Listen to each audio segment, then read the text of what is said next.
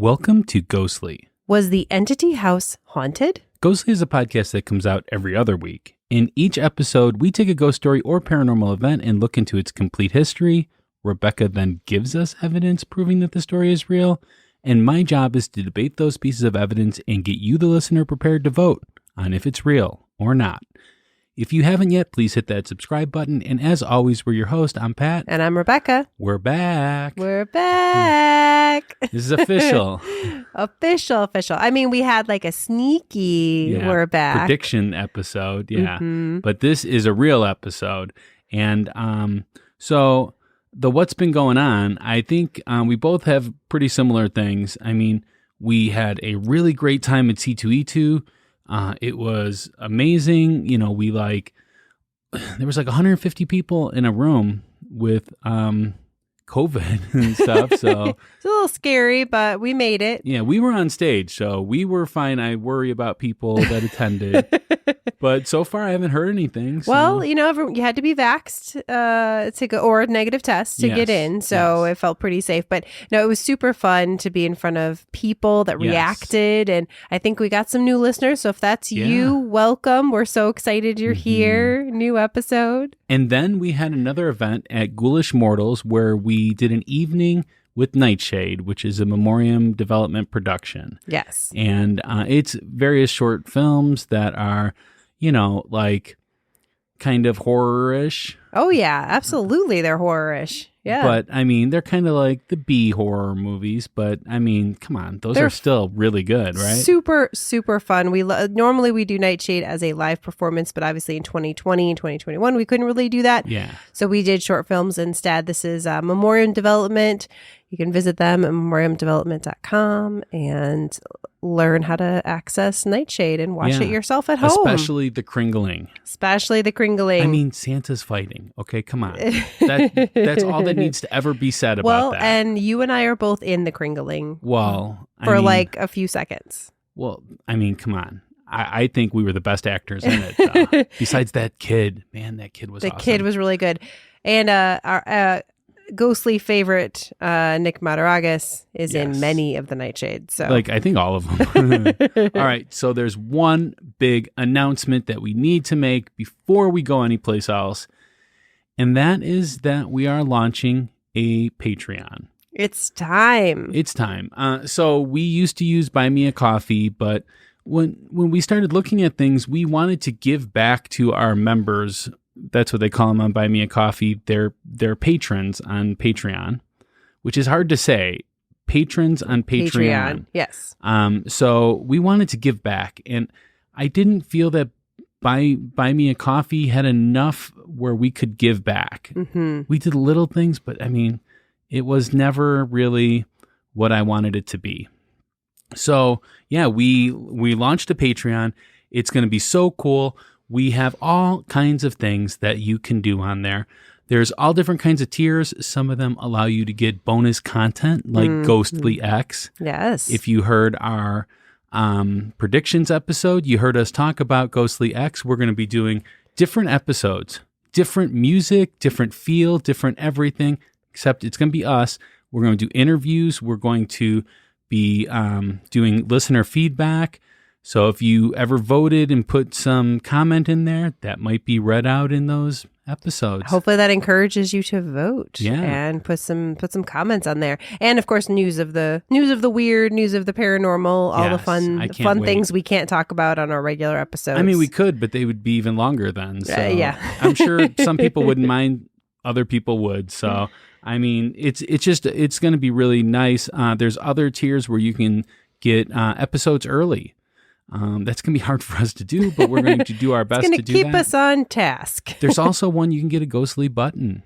Absolutely. And Rebecca Creepy Stories. Yeah, it's time to bring back Rebecca's creepy bedtime stories. Yes. This time for Patreon subscribers, members, whatever, patrons. They're patrons on the Patreon. Anyways, yeah, it's going to be very exciting to be able to bring more content to you guys and hopefully just help us meet our costs. Yeah, we're not trying to be rich. We are just trying to make up the cost of Ghostly. Ghostly cost a lot of money each month, And, we're not broke, but I mean, it would sure be nice if Ghostly was a self-sustaining thing. Absolutely. We're very excited about this, and we can't wait to share all this. Now, what's going on in January, though, with this special show? So we are going to have 2 preview episodes in January of Ghostly X. The next one comes out next week. Yeah. And it'll be an interview with me, because we're going to feature an interview in each one of them. And the next one will be an interview with you.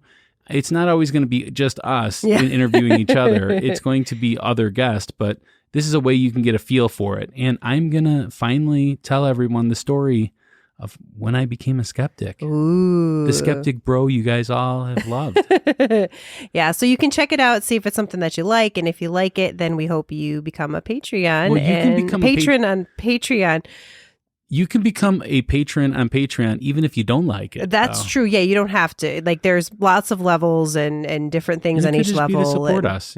We just really appreciate it, and we're excited about this new way you can support us. Yeah. All right, so we're going to get into stuff here. We do have some shout outs. There are 2 ways to get a shout out on Ghostly.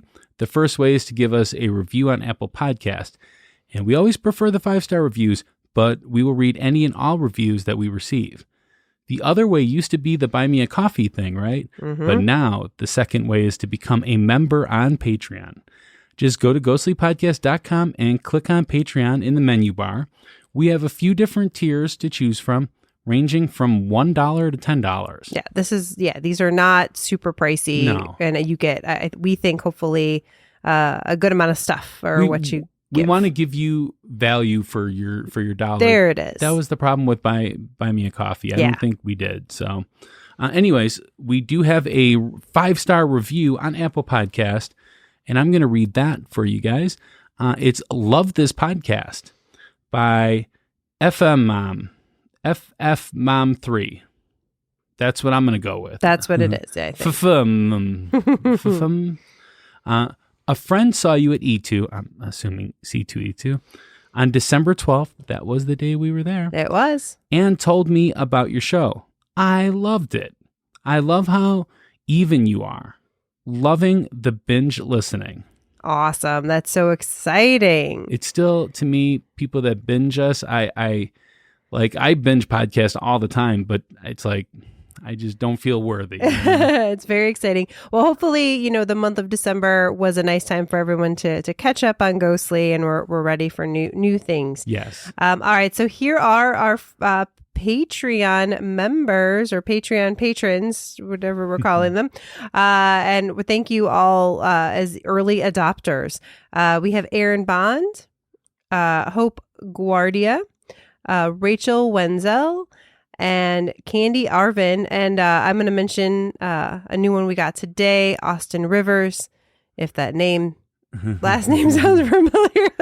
It is my brother, and we are very thankful to him and to all of our Ghostly patrons. Oh, so there's some nepotism going on here. Huh? All right. Do we have listener mail? We do have listener mail. All right, so this is from Mackenzie Gorman, and it's actually going to be a 2-parter. So we'll start today, and we'll finish it up next episode. Hi, currently listening to episode 68, Drury Lane, and heard your pleas for ghost stories. Your wish is my command, but my story is long. There's not a single detail I can bring myself to leave out. It's probably much too long to ever read on your podcast, but that's okay because I'm really just sending it in for Rebecca's amusement. Thank you. And I am going to read it. We're just going to split it up. My husband recently turned me onto this podcast as we are skeptical believers and share a similar interest in the paranormal. Plus, we are also in Illinois. We always do ghost tours everywhere we go and actually dragged our families on a ghost tour on the eve of our wedding to celebrate. We also made sure to reserve the 3rd floor block of the DeSoto House Hotel in Galena, Illinois for our wedding weekend. I'll leave it up to you guys to decide if you want to look into why we chose the 3rd floor of the hotel. If you haven't already done an episode on Galena, I highly suggest it. Yes, that is something we need to do. It is on our list. We did do a ghost tour there, and it was pretty great. Anyways, my husband and I currently live in a 3-story historic home. The earliest we can trace its existence in newspaper archives is 1910. We moved in with our 4 kids in December 2019. Some context about why our home may be experiencing hauntings. We have a large backyard, and at the very back of it sits railroad tracks. On the immediate opposite of the tracks sits the Sterling Steel Mill, the reason our town exists today. It's huge. It's old. It's the site of many workplace deaths over the last century. The row of homes on our block was built for the wealthy, many of which were affiliated with the mill. I'm a big history buff, so I have researched some of our homes past, and the earliest owner I can find is L.K. Wynn and his wife.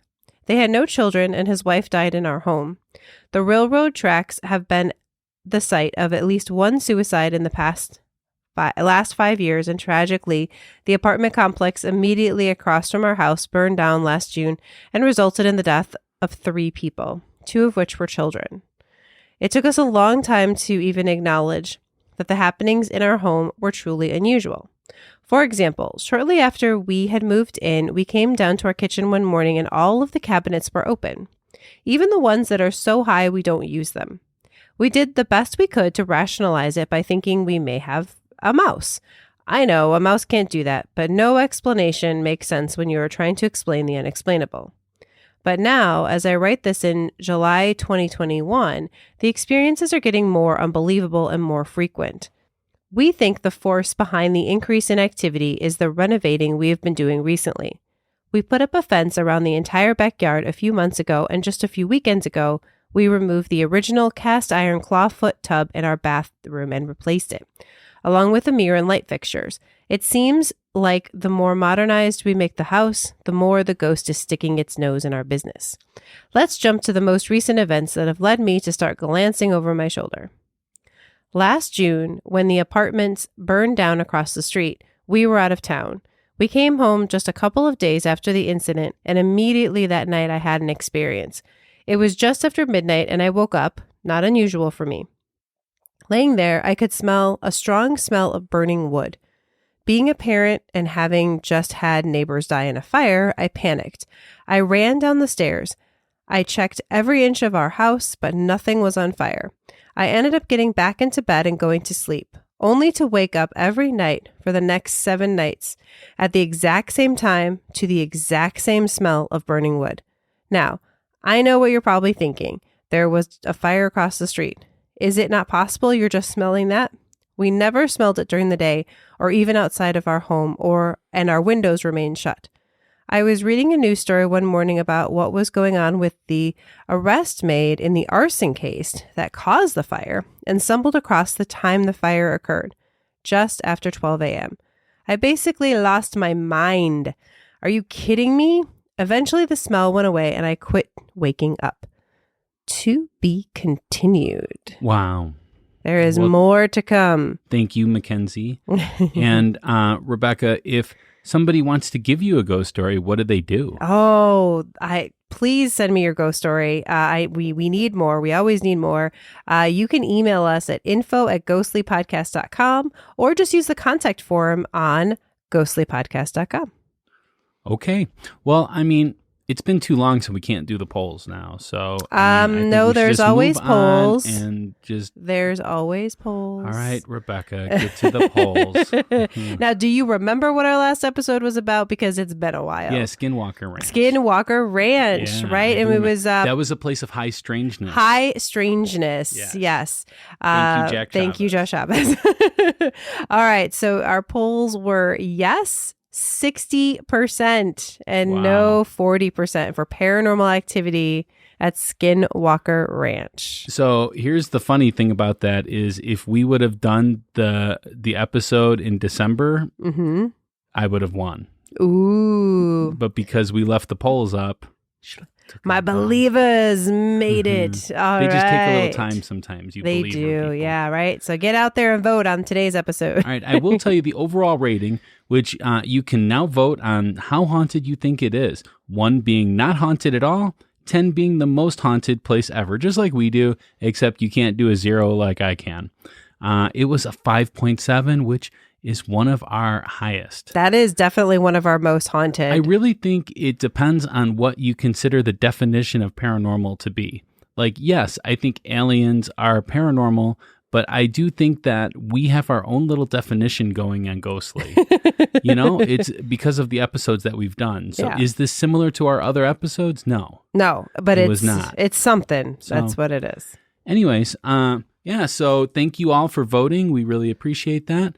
And remember, you can always go vote on the episode that just comes out. You just have to go to ghostlypodcast.com and go to polls. Yeah. That's it. And can they see past polls? You can't vote in past polls. I haven't updated that in a little bit, but I will. Okay. I will get on that. So yes, you will be able to see past polls. You can see a lot of them.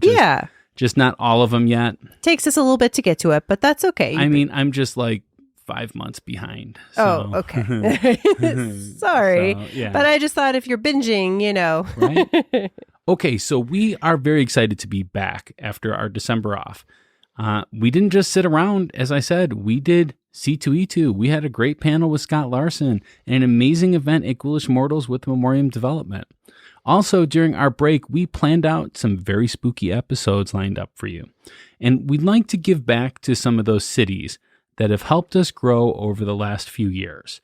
To do this, we are going to be looking at one of the top 5 most reportedly haunted locations in each of our biggest downloaded cities. Okay. That was a lot to say. It is a lot to say. But I think you did it good. So most haunted in our most downloaded cities. Cities, yeah. Unfortunately, rural areas would not have enough downloads to rank in that kind of thing. So, definitely keep sending us suggestions. We always love those. And we're not doing this forever. This is just a new series that we're doing. It's going to be for a couple months, and then we're going to move on and do something else. First up, though, is LA, one of our top most downloaded areas. And this is one of the scariest stories that I have ever personally heard, Rebecca. Okay. I don't know about you. It's pretty freaky. So, to me, it's really, I don't know. It's beyond freaky. It's like, I don't know. It's spooky scared. But I have a personal thing with this. So as a kid, my first real horror experience was my sister showing me a movie called The Entity. I know you love horror movies, so I'm sure you've seen that one, right? This is one, for whatever reason, I haven't seen. It's so weird that you've seen a horror movie that I haven't seen. Oh, my God. Super weird. But I couldn't find it anywhere to stream it. So, unfortunately, I tried to, and I couldn't find anywhere. So she played this movie for me when I was like 9 or 10. And it's still something that I have nightmares about to this day. I swear to you. This is not the more modern movie called The Entity. This is the one from 1982 or 1983, because I'm really old. It's starring Barbara Hershey, Ron Silver, George Coe, and David Labiosa. So I had no idea that this movie was based upon a real-life event. Now, I am sure there is a lot of the movie that has been fictionalized. Yes. Like actually some of the things I remember from the movie not even talked about in the story. So I'm sure those were fictionalized.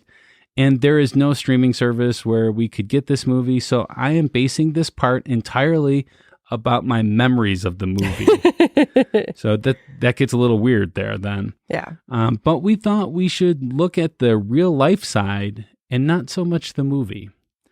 And I do want to start this off, though, by giving a potential warning to anyone that may be triggered by high scariness or talking about rape or extreme violence, as the story involves all of that. Yeah, so if that's not for you, this may be the time to just, move ahead a little bit till you get to the end, and then... Or just move forward with extreme caution. There you go. Yeah. Yes. All right, so that brings us to the ghost story. All right.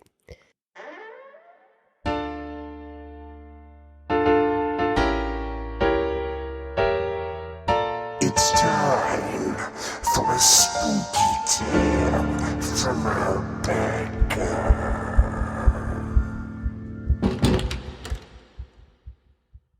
Nighttime is the hardest. Our family has experienced paranormal activity for years, and the night is always the worst. Since we've moved to a new house, it happens more during the day than it used to, but after dark is still the worst. I've seen posters pulled off the wall by no one. I get pushed by something when I walk down the hall. It happens to both my brothers, too. It's like you're at school and somebody is bumping into you in a crowded hallway, but there's no one there. Yesterday, Brian said something slapped him when he told it to stop. How do you fight something you can't see? It's hard not to just get used to it sometimes. Cupboards open and close themselves.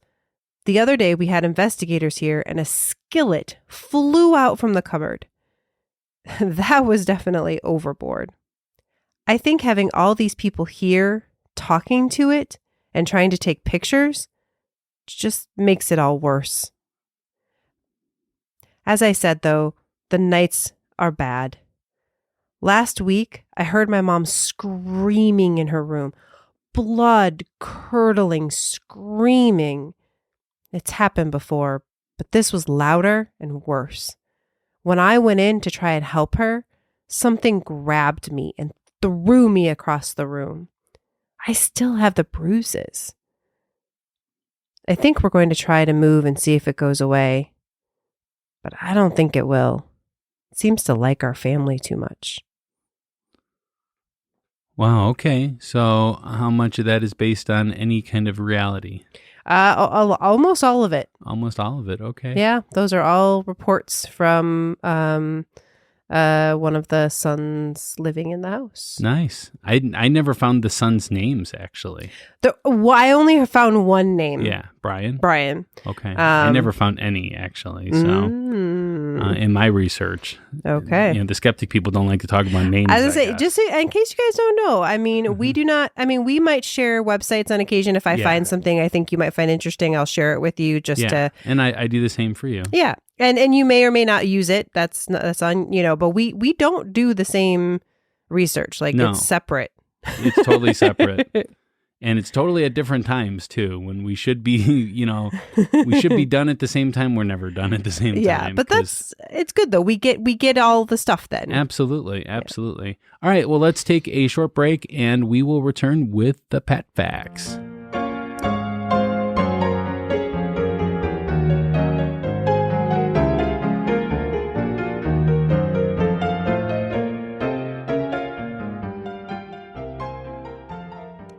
We are excited to announce a new way you can support Ghostly. Joining us on Patreon. There are many reasons to become a patron.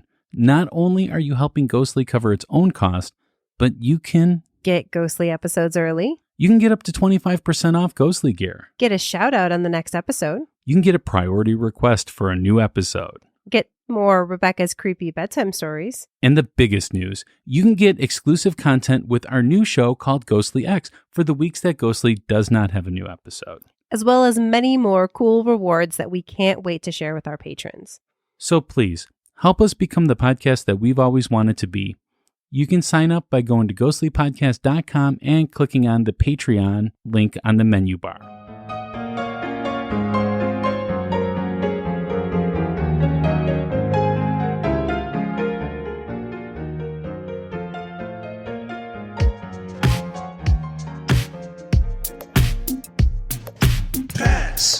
Facts. From a skeptic point of view. Facts. He presents it all to you. Facts. All right, Rebecca, are you ready for the hashtag Pet Facts? Pet Facts! All right, so we're talking about the Entity House. It is located at 11547 Braddock Drive in a suburb of LA called Culver City. This house is still there, right? It's still at that location, but it does have new residents in there. Okay. So I think it might be okay to drive by the house, maybe snap a picture or two. But I do want to ask that you are very respectful of its current occupants that have absolutely nothing to do with this story. They bought what they thought was a very nice looking little house. Okay. Okay. Be nice out there, everybody. So, yeah, just be as nice as you would want people to be to you. There you go. So this house is pretty nice now, but back in the 70s, it was not so nice, right? It was, in fact, twice condemned by the city. Oh, wow. Yeah, that's how bad it was. The living conditions were not good at all. But in this condemned house lived a single mother with 4 children. The daughter was 6 years old, and the sons were 10, 13, and 16. The mother was a woman named Doris Bither. All that I can find of a description of her is that she was thin and probably around 30-something when this happened. It's really like, I am pretty positive that was her name, but besides that, they really don't get into too many details. Well, they do, but about her mental state, not about her right. There physical. are some pictures of her, but it's still hard to see her. It is really hard to see. Yeah, those pictures are not great pictures for that. Mm-hmm. I am not sure what happened to the father of these children. Actually, I found out that every child had a different father. Oh. But the movie would make you believe that one of those fathers was her husband and then that person died. Okay. Because the movie kind of implied that it was her husband, if I'm remembering this correctly. And he was causing the paranormal events. But I do not find anything supporting this when I do a detailed dive into the story. In fact, the story has contradicting information about it. Yeah, no, nothing I read said anything implying that it was someone that she knew or the father or anything. Yeah. Doris walked into a bookstore and overheard a talk at a book signing. The book was written by Dr. Barry Taff and his associate, Carrie Gaynor. Doris went up to them and said that her house was haunted. She went in some detail, and they said that they would talk about it and get back to her. Right? And most of the time when that happens, they never get back to them. Right? But Dr. Taff and Gaynor decided that they wanted to do this investigation and arrived at the house on August 22nd of 1974. Ooh. The investigators reported a feeling of overpressure in their ears while being inside the home. Yeah, they definitely sensed something. Maybe. I definitely think that they felt that they sensed something. There you go. We're not starting the debate yet, though. From looking deeper into Doris, she was a survivor of abuse, both from her parents, and she had several abusive relationships with men. In some reports, she was taking medication either because of injuries caused from the abuse or from a psychiatrist to treat the PTSD that she was having. Okay. There was obvious tension between the 3 young boys and the mother. The psychodynamics of the home were extremely negative. It seems that the boys, especially the eldest, would harbor some dark and resentful feelings towards their mother. Now, I am going to say that Brian, he did do an interview with someone that I, of course, the name is escaping me right now, but I will remember it. But anyways, he tried to clear the air and claim that none of that was true, that she, they had a great relationship and she was, didn't have any issues. Well, at the time, this is what was reported by the paranormal investigators. Exactly. So. I find that more credible than what he has said years later. Well, but think about this. I just want to put that out there. Think about this too, is the paranormal investigators were there a lot, but they weren't there often. And you have visitors in your house. Usually that's when everyone's on their best behavior. Right. So they were on their best behavior and they still thought that there was something going on there. Exactly. So I just want to put that out there. So Doris claimed that the spirits would physically harm her. Talking with researchers, Doris Bither made the following claims. Candelabras were thrown at her. A fuse box was ripped out of the wall and flew through the air towards Doris. Doris claimed that she was attacked repeatedly by the entities, from mild assault to full-on rapes. Her teenage son witnessed Doris being attacked by an unseen entity. When the son went to aid Doris during attacks, something unseen flung him back with great force. I believe at one time he broke his arm, too. Yeah. During the investigation, Doris claimed she witnessed poster boards the researchers had put up with duct tape for the purpose of the investigation being torn off the wall by unseen hands. The children also saw the ghost. They saw him so frequently that they named one of them Mr. Who's It. That took me a minute, but like you can be like, Mr. I don't know, Who's It? Exactly. The oldest son reported activity intensified when he played the music of Black Sabbath. Okay. Ozzy Osbourne. Yeah, there we go. Doris had bruises on her legs and inner thighs from the attacks. The children also experienced encounters with the entities who bumped into them in the hallways and even slapped them.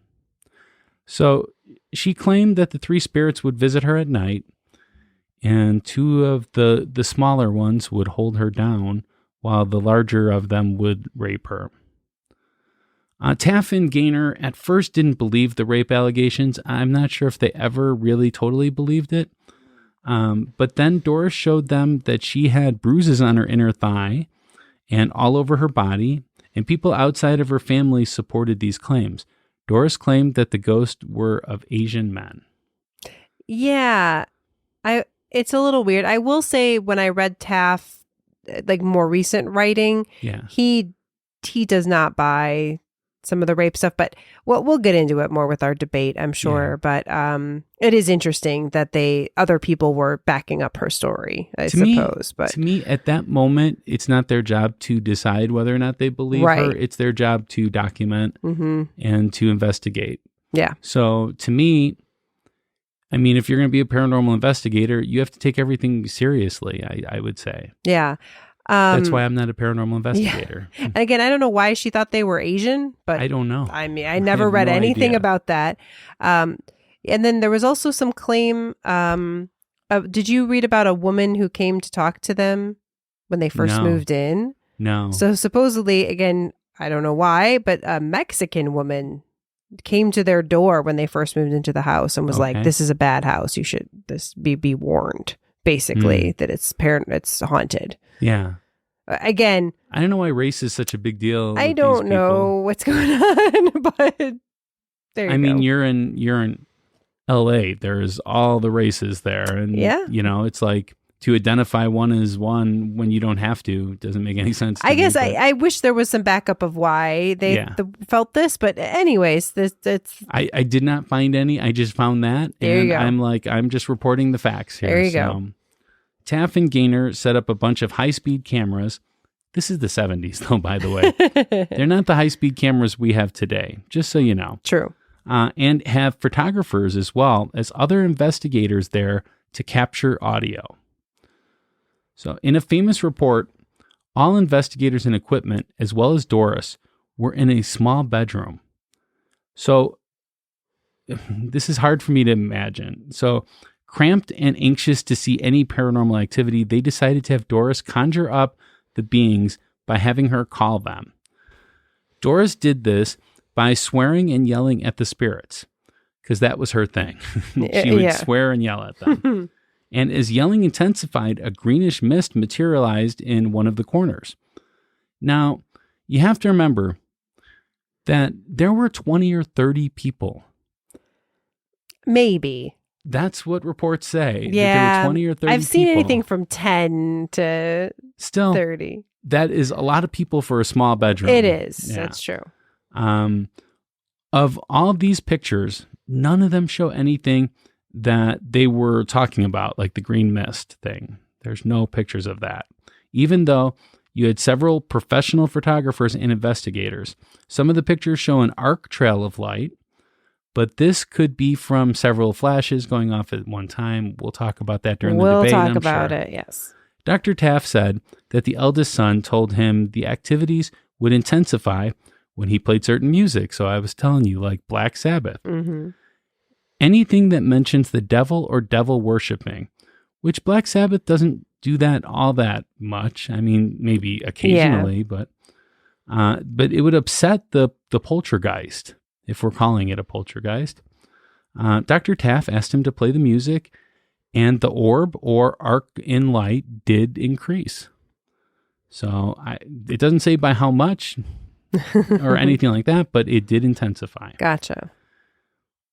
So the investigative team observed lights and poltergeist activity for about 2.5 months. Okay. All in this small bedroom. Whatever. As time went by, the activities decreased, though. One thing that needs to be noted, though, Doris was considered to be an alcoholic and refused to get treatment for this. And reports say that she was kind of an abusive person, and especially when she was drinking, which was an everyday thing for her. There were times that she was there that she was not drunk. And in those times, there was a lot less spirit activity going on. She was reported on many occasions of being in a drunken stupor during most of the investigation, though.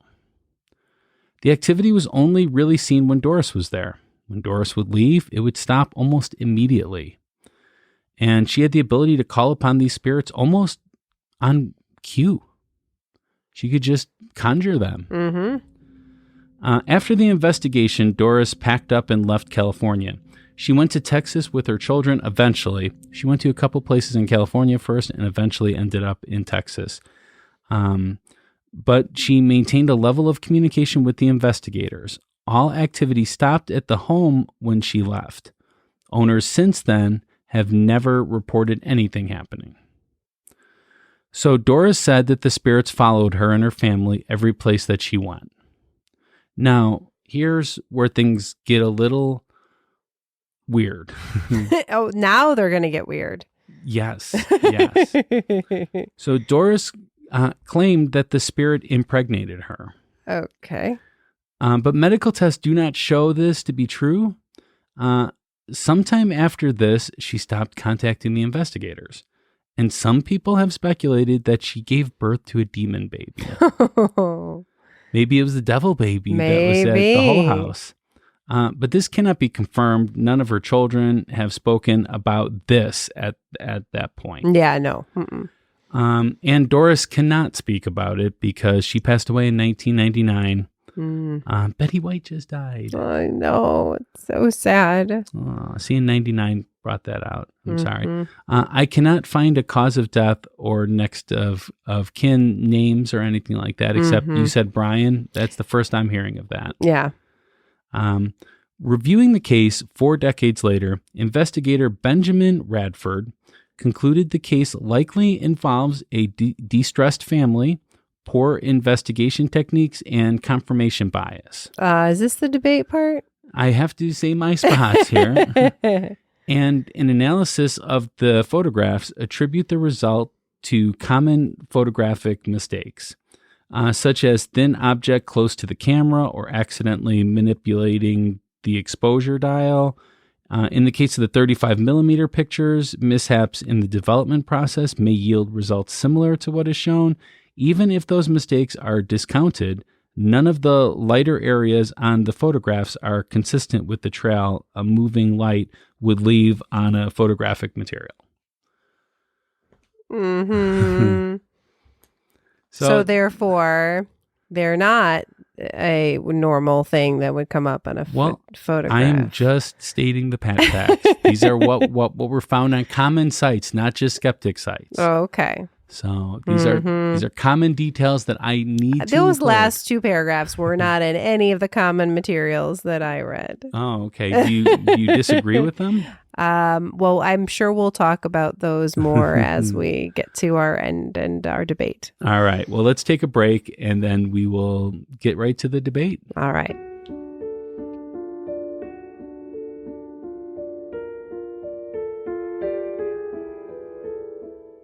Hello, ghostly listeners. Rebecca here. It's been a while since I've read you a creepy bedtime story, but it's time to bring this spine-tingling good time back. Join me on Patreon for exclusive new readings of classic ghost stories. Every month, I'll be reading frightening tales from my favorite authors. A perfect way to go to sleep with the sweetest, most terrifying dreams. Join Ghostly's new Patreon by visiting ghostlypodcast.com and clicking on Patreon on the menu bar so you don't miss any of my creepy bedtime stories. Talk to you soon.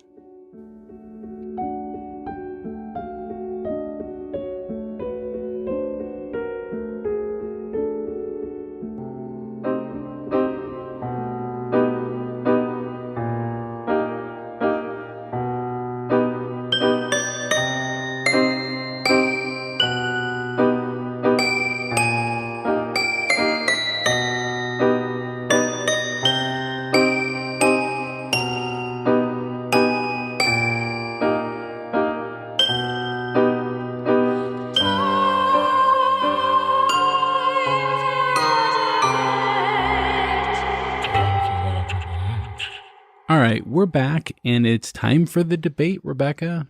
Let's do this. All right. Okay, so let's talk about the elephant in the room. Elephant in the room. Okay. Doris claiming that she was attacked repeatedly by these entities, from mild attacks to full-on rape. Right, that's kind of the big one. You know, her teenage son claimed to witness Doris being attacked by an unseen entity. She claimed that 2 smaller entities, as you said, would hold her down while the large one attacked her. And the researchers say they saw bruises on her inner thighs, which for them confirmed these attacks. All right, why don't you start? You want to start with this one? Yeah, you know, I don't know. It is super hard to prove that a ghost raped somebody. You know, it's hard to prove sometimes that a person raped another person. Yeah, but sometimes there's physical evidence that is sometimes there, you know, and there is, you know, none except for the bruises. And so there's a couple of questions that I would have. Is she the type of person that bruises easily? Mm-hmm. Some people do, right? Some people bruise if they just touch something, you know, they will bruise. Mm-hmm. And some people don't. So that would be one area that I would start off with. But another thing that I would bring up is her drinking. Mm-hmm. And, you know, I don't know what kind of bouts she had when she was drinking, you know. So I don't know. And I don't want to discredit her for this, but there's no way we can debate this because it's just there's no way to prove this or disprove it. Yeah, it's difficult, and I don't necessarily want to say that I disbelieve that she was attacked by an entity of some sort, because I do think there's poltergeist activity, but the physical assault piece of it I find difficult to believe. Mm-hmm. And part of that is because, again, reading the investigators, even now, you know, when they look back at it, they don't believe that it was necessarily rape. Again, assault, physical manifestations, poltergeists, those things potentially, but this actual rape piece, again, you know, the drinking and, you know, who knows what was happening in that house. Well, you know? A very dark thing that I heard is the comparison that there were 3 entities to the 3 boys. Yeah. 2 being smaller, 1 being bigger. And I'm not saying that the boy raped her necessarily, but there could have been abuse from the children. So I don't know. And I know that, you know, there has been reports of their relationship being not great. And let's say, for instance, that we believe that, okay? Just for 1 second, let's say we believe it. Then we have to discount Brian's interview then, because he could have been one of the attackers. Yeah, it's difficult. I've also heard that, you know, again, with the drinking and mental instability, and part of that too being maybe she was abusive to the boys. Again, not necessarily like sexual abuse, but just physical abuse. And who knows, emotional abuse. Yeah. Once the children get older, mm-hmm. sometimes that abuse then comes back at the abuser. Yeah, and her parents were abusers, so it's a pattern of abuse. It's a cycle. It is, and I hope that anybody out there that is experiencing any kind of abuse or might consider themselves an abuser, I hope you go get help. That is the way to stop this pattern of abuse, so you don't push it to your children, absolutely, or others around you. Mm-hmm. Yeah. So I am gonna have to. I don't even know how to rate this one. I'm gonna go 0 though, because although the son did say that he saw it, but if he was part of it, and I'm not sure if he was or wasn't, then wouldn't he say that? I mean, it's like, so I'm going to have to go 0. I would typically give this one a 1 because there was no way to prove or disprove. But it's just, this is something that's like not a very common thing that happens too. Yeah. Again, I'm giving it a 3. That's where I thought you were going to go, but you sounded like you were going to go 4 there for a second. I was for a moment, and then I was like, no. Because again, for this, I am not talking about her just getting like attacked by a poltergeist. Like, we're specifically talking about like her the physical rape attacks. Yes. And I just don't believe there's enough evidence for it to be paranormal. And okay. Who knows? I hate doing that, but that's where we're at. All right. Next piece of evidence is the photographs. Yes. So, you talked a little bit about that already. Mm-hmm. Just kind of to go through some of the story here this is Dr. Taff. Mm-hmm. Dr. Taff. He was interviewed on a TV show, and this is the story he told. So they were in the house in that small bedroom. Mm-hmm. And they took Polaroid. They look like, to me, I said Polaroid photos because that's what they looked like. They did have a Polaroid camera with them. Yeah, so that's what he was showing, was these Polaroids. Yep. And they were whited out. Like, it was like white. Like, you could see there was something. It was overexposed. Overexposed, right? Yeah. And so he took a couple of them because she was saying, hey, it's over there in the corner of the room. So he's like, whatever, this camera is obviously messed up. When she left, then he took photos of that corner, and they turned out fine.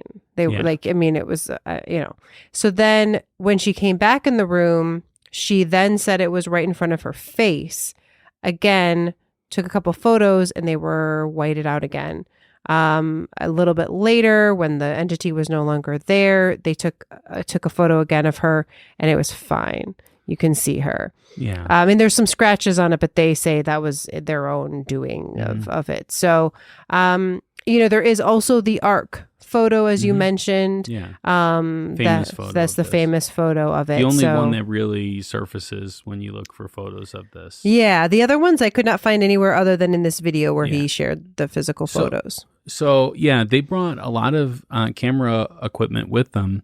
And the 35 millimeter cameras that they had were not functioning the way that they would expect. Yeah, they did not. So they weren't broken. They just were not able to capture anything at all. And a lot of times the pictures were unusable. And that could be because of the developing, the way that they developed the photos too. They could have been, they could have had light exposed to them during that time as well. I don't know for sure. But I will say that they did bring a Polaroid camera with, and that's the one that they used primarily for this because of that. Yes. And one thing I can tell you about 70s cameras, you probably don't remember this, but they were all like always had the flash. It was like flash crazy. A Polaroid camera is not these high-end cameras that they're talking about. So I'm just thinking that in order to have a thing where you're going to bring out these entities, the lights probably have to be pretty low. Polaroid cameras are not good in low light conditions. I could show you 100 other pictures where things mess up in a Polaroid picture. So to me, this doesn't really say anything. And the one that they had was overexposed. The ones that you were saying were like white. That's just being overexposed. It doesn't necessarily mean that there was anything there. I just find it odd that when she left the room, that overexposure didn't happen. Well, that happened 2 different times. I mean, when she left the room, there's not as many people taking pictures at the same time. And there's not as many flashes going on at the same time. So Taft might have walked over there by himself and took a picture. And that would have been one camera with one flash. And it would have produced a much different result than numerous cameras going off one right after the other with the light bouncing off. I guess maybe. I don't know. That seems a bit seems a bit weird to me. What do you think of the Ark Photo? It seems like science. That's what it seems like. I don't. The Ark Photo, it seems like it is a defect caused from the actual photographer taking the picture. It just seems weird because like when you were like reading earlier, it said, none of the lighter areas on the photographs are consistent with the trail of moving light would leave on photographic material. Meaning, like, to me, I read that as like, hey, this is not normal on a camera. Yeah, I don't think it's normal, but I think it is that they messed up. That's what I think it is. And this can be reproduced too. If light moves very quickly, that would cause that. And what they say though is that it doesn't bounce off the wall. So the light wasn't there. It was in the picture. Yeah, it wasn't there because it was paranormal. No, it was in the picture itself. It was on the film of the picture. It wasn't in the room. So it's not something you would witness the light bouncing off the wall then. It is something that it's a light and it's moving the camera very, very fast. I don't know. It seems very creepy, this ark. There's 2 arcs. It's really weird. I tell you, any photographer looking at these pictures will tell you the same thing that I'm telling you. All right. So what's your rating? 0. Okay. I'm going to give it a 6. Okay. Photographs were a bit convincing for me. Okay. All right, here we go. So this you also mentioned in your story, your Pat Facts. Yes. At one point, the lights in the bedroom came together and formed the upper torso of a man appearing near Doris and moving as a human would move. I did not mention that. Oh, I thought you did. No. I'm sorry. My brain remembered you saying that. Yeah. So there is a point where there were all like 24 people in the room, as you mentioned, right? Yeah. And they all witnessed this happening, that it was like an outline of a man. It looked like a very muscular person, bald. And this included a person who was in the room is Frank D. Felida, who wrote the book, The Entity, and I think was at least a partial writer of the script for the movie. Obviously embellished some things for those things. But anyways, this was something seen by several people. Yeah. First, and people know where I'm going to go with this, is that they all have a vested interest in this case. They all are going to be making money from this case. But that's not just where I'm going to go with. I would want to ask more questions. So it says that this light formed the upper torso of a man appearing near Doris and moving as a human would move. But I wonder how long this light lasted for. Was it like a second? Was it like minutes? Was it something that could be recreated? Is it something that there's just not enough information in this particular piece of evidence to be able to go off of to say anything about this, because this is just, there's been times I've been in a darkened room and light plays a trick on you and you think it looks like something that it's not. I think the reason that I have trouble going with just that is the sheer number of people. Yeah. And they wouldn't have all been looking, like, it's one thing to say like, well, sitting here and looking at there was a bit of smoke that came in or whatever, and there was the light, and so it looked like a person. But like that would only be from my angle. They all witnessed this. My guess is that it didn't last very long, but when they compared notes after, everyone had the same description. And it just seems very odd to me that I'm thinking one person said, "Hey, look at that." So they all wrote that down. I think that they all want to prove paranormal activity here. Paranormal investigations were much different in the 70s than they are today. We are talking, this is 50 years ago. What? No. Yeah. Yes, it is. That's not possible. Do the math, Rebecca. What is this, 74? 74.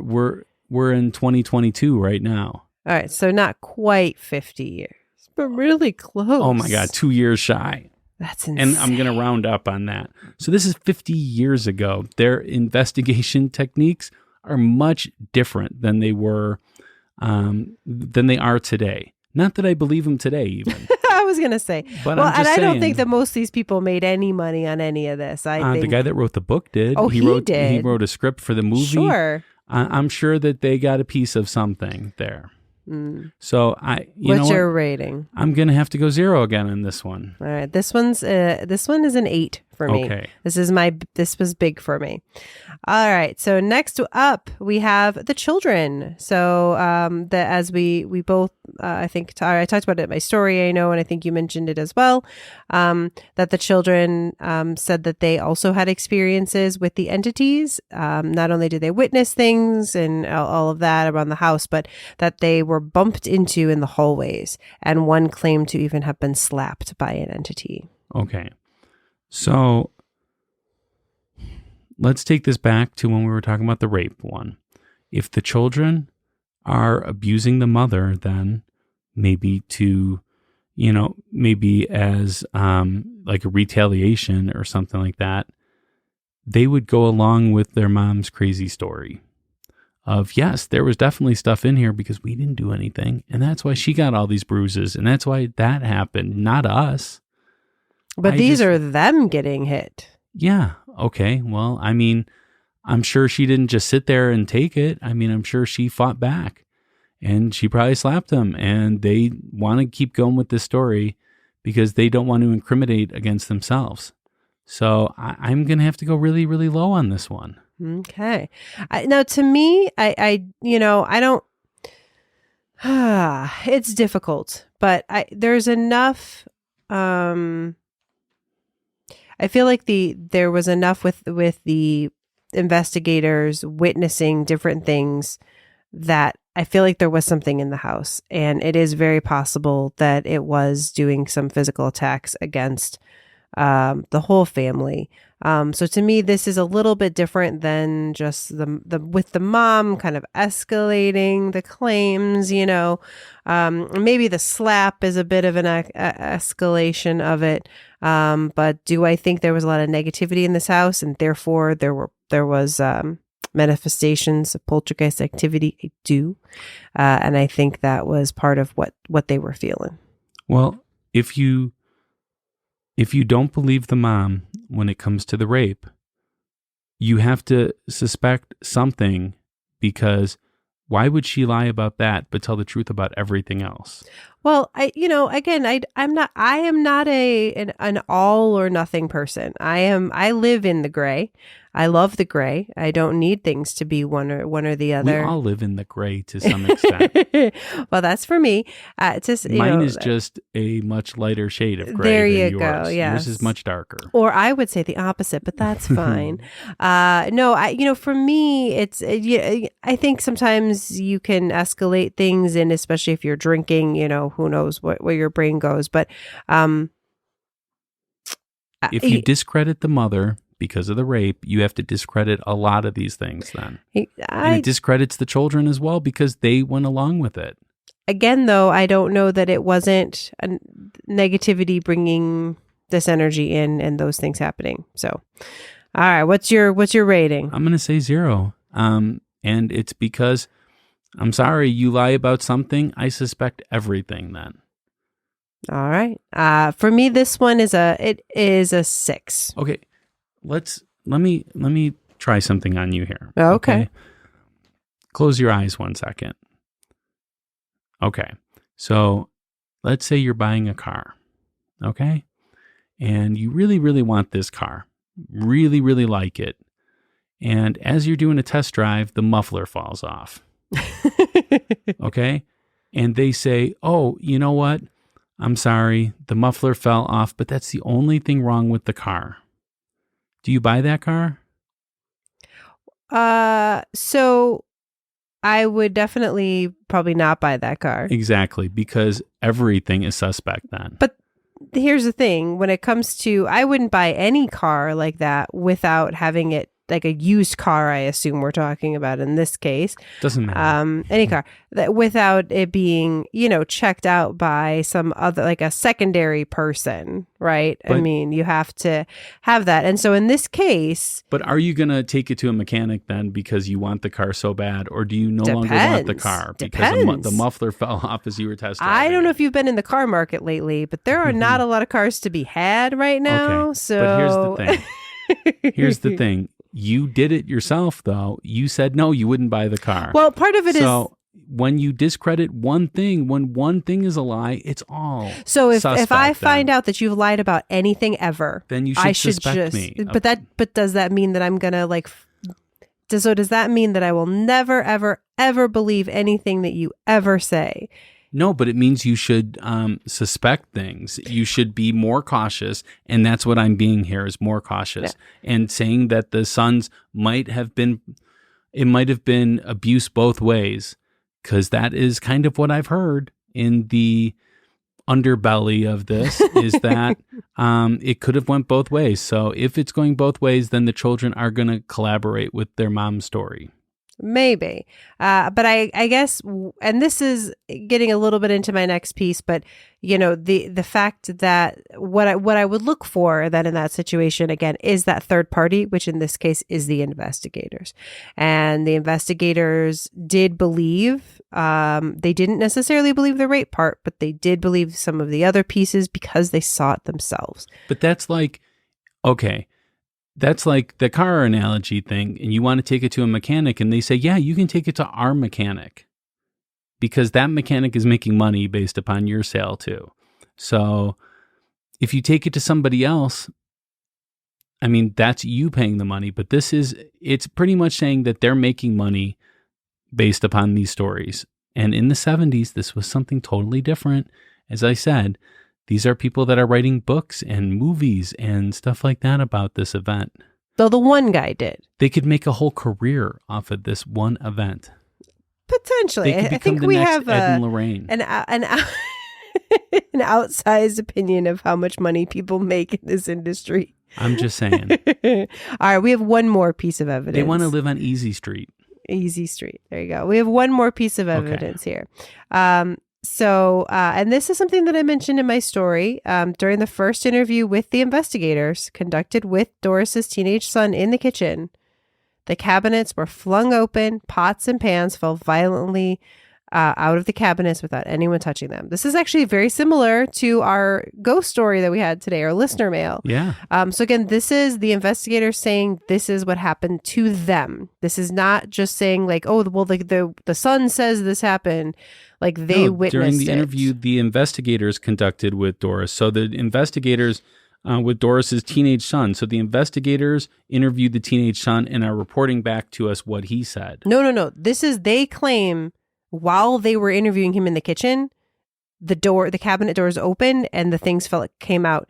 They physically saw this happen. This happened to them. It was while they were conducting an interview. Okay.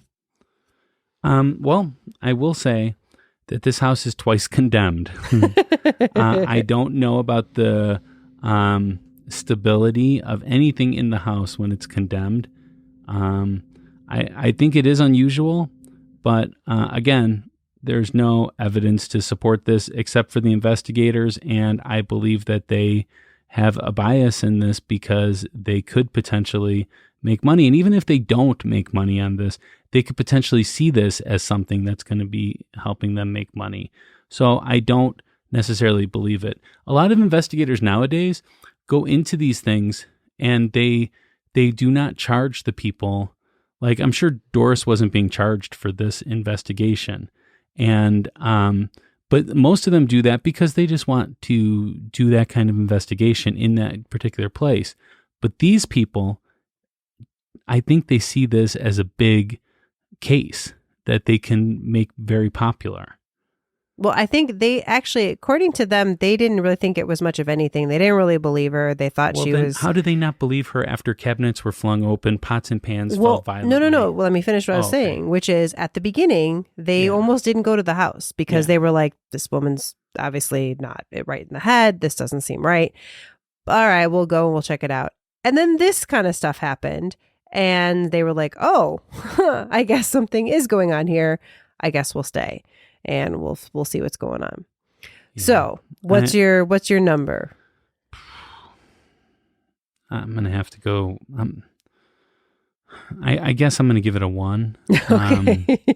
I don't want to. I want to give it a 0, but I've been giving zeros to everything else, and I feel like there should be a 1 in here somewhere. All right, that's fair. I'm gonna give this a 7. A 7. It's up there for me. All right, but that's still not very high for in Rebecca standards. That's pretty much even keel for you. Not necessarily. Okay, so what was your overall rating then of this? So my overall rating for this one is a 6. 6, even though you had a 3. Yeah, but I also had an 8. Oh, you did? Okay. Yeah, I had 8 and a 7. So I had 3. So I'm going in the middle with the 6. You love those pictures. I like the of Orby pictures stuff and the investigators' reports. Yeah, okay. Yeah. All right. How about for you? I'm going to have to go 0 on the overall. Okay. Because I do not believe any of this because it's sus. You have to admit that it's a little sus if there is one fabrication going on. Listen to you pulling out the Gen Z terminology here. I think we own that term now, so I don't think they're using it currently. That's probably true. Once the old start using it, it's definitely... So that brings us to our closing arguments. This is our last chance to convince you to vote our way. We are each given 1 minute of uninterrupted time. We will time each other on our cell phones to keep Rebecca honest. Hey. So, Rebecca, are you ready? I am ready. All right, and go.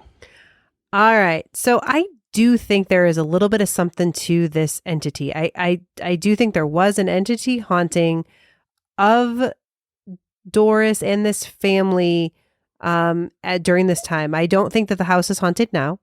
But I do think that there was a lot of sadness. There was a lot of pain. There was a lot of alcohol abuse. There was potentially, again, physical fights happening in the house. And you know what? I absolutely, on every level, think that could manifest itself into poltergeist energy. That doesn't mean a spirit necessarily. It doesn't mean it's even necessarily an entity. I mean, it's some sort of entity that was kind of created by their energy. Maybe that's kind of what formed in a crazy moment in that bedroom. But it could be an actual spirit, I suppose, of some sort. But there was some sort of paranormalness. Okay. Oh, you I snuck went that a last little word over. in there. Oh. So you have to discard the ness at the end of that. So listeners, it's just paranormal. Okay. Some sort of paranormal. Okay. Are you ready? I am ready, yes. Okay, here we go. And go. All right. So I think that the claims of her being impregnated by the ghost push this to a level that I can't come back from. I think that, and that came from Taff too. Taff reported that. So I'm sorry. I can't believe it. When we talk about the rape, it's impossible to prove. I really think that the sons might have something to do with this, unfortunately. So I discredit them as well. The investigators are sus because, I mean, they potentially could be making a career off of this now. So, I mean, for them to bring 30 people into this, they have to suspect there's going to be money being made. And I can't buy it. Sorry. Wow, you had some time left. Yeah, I did. There you go. So I want to thank you so much for listening. Please share us with your friends and family, as word of mouth is our best advertisement. Remember to hit that subscribe button if you haven't done so yet. And if you haven't done so, really? Seriously? What you waiting for? Let's do it. Yeah. Oh man, we have a lot more in our Most Haunted series to be talking about. So we will be talking about the House of Death in New York City. Wow. New York City. New York City. That'll be on the next episode that comes out January 19th.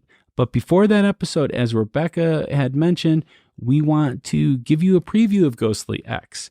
So next week, we will release an episode where I'm going to be interviewed by Rebecca.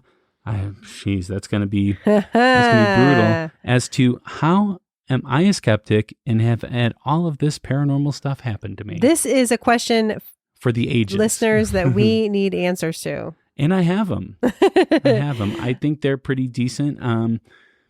But you might not agree with me after it. I don't want to make skeptics though. So yes, you do. If you want to stay a believer and you don't want to see that the Wizard of Oz is not the wizard, you might want to take caution on that episode. No, it's going to be fun. It's going to be fun. We can't wait to have you listen to it. And I can't wait for the House of Death. Yeah. That's going to be awesome. I'm scared of both the House of Death and being under the spotlight from you. All right. Is this going to be like some kind of like crime thing? Are you going to be like, where were you on the night of? Are you going to shine a light in my face? No, it's going to be a very nice Waterboard interview me or something? because then you are going to be interviewing me. So I'm hoping that you'll be kind back. Okay. Well, good thing that, that mutual I'm going destruction. First, yeah, right. But until next time, stay ghostly. Bye.